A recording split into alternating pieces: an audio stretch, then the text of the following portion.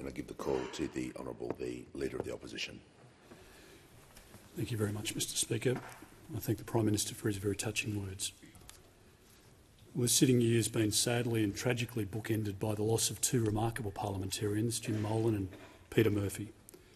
Both, indeed, as the Prime Minister rightly points out, were wonderful characters, but respected across the political aisle. Both courageously battled, but tragically fell to cancer.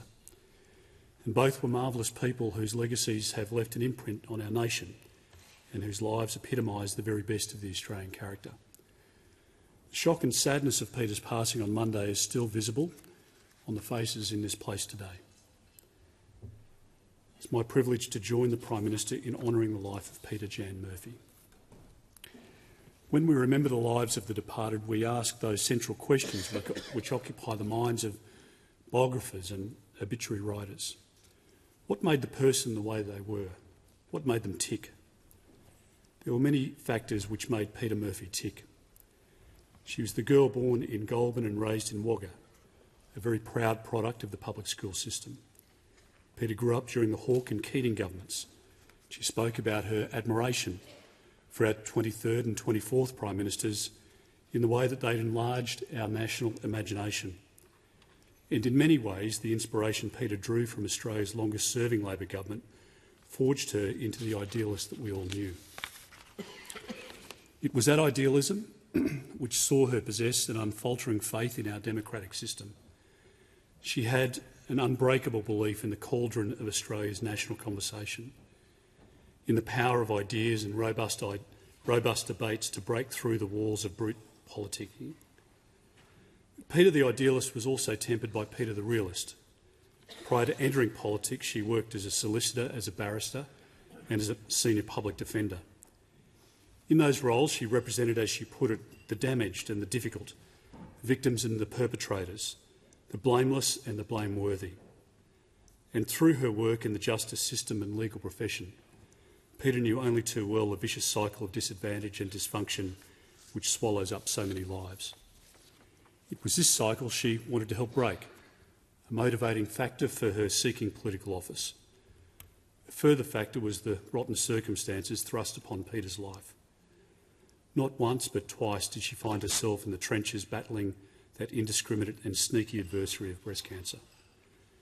In recent days, many of us have revisited the interview Peter gave to Stella magazine last August and the profound letter that she wrote to her past self, which is published on the website of the Breast Cancer Network Australia. Peter spoke about her utter disappointment in not being able to have children following her cancer treatment despite successive rounds of IVF. Her thoughts were with her husband Rod. She said, "It's no small thing for someone's partner to go through. As a parliamentarian contending with cancer, Peter bore burdens of the mind and pains of the body that most of us will never fathom. Yet how remarkable, despite all that she was going through and the pressures of public office, that she so rarely dropped her sunny disposition or was devoid of a smile.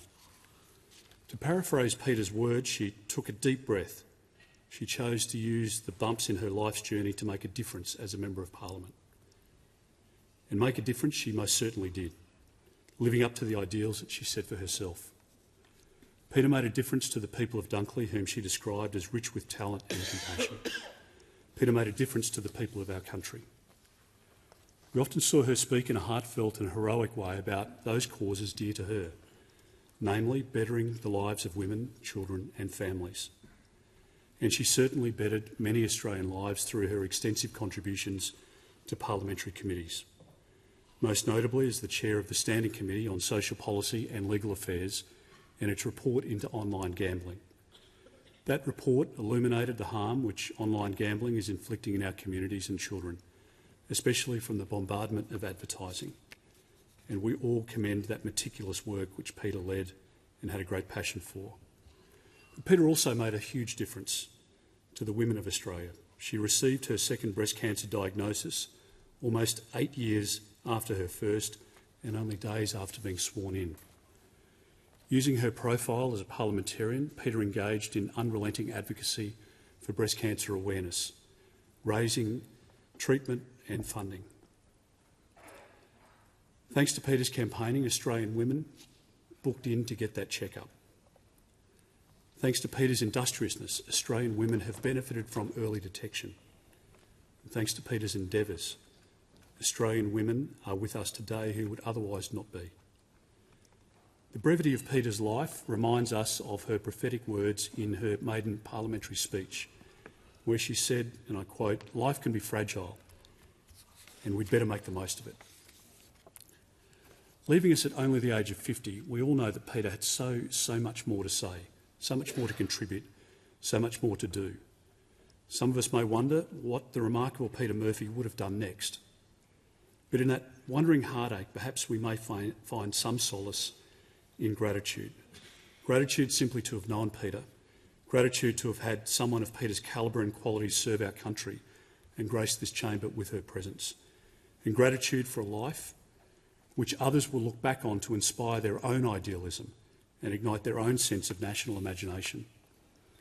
On behalf of the Coalition, I offer my heartfelt condolences to Peta's beloved husband, Rod, to her mum and dad, Bob and Jan, to sisters Jodie and Penny, to her extended family and friends, particularly today to her staff who worked so closely with her and, as the Prime Minister rightly pointed out, had great admiration for her. Importantly also today to her Labor colleagues, especially the member for Gorton for whom she served as a Chief of Staff, to her many, many friends on this side of the chamber. May Peta Murphy rest in peace. Yeah.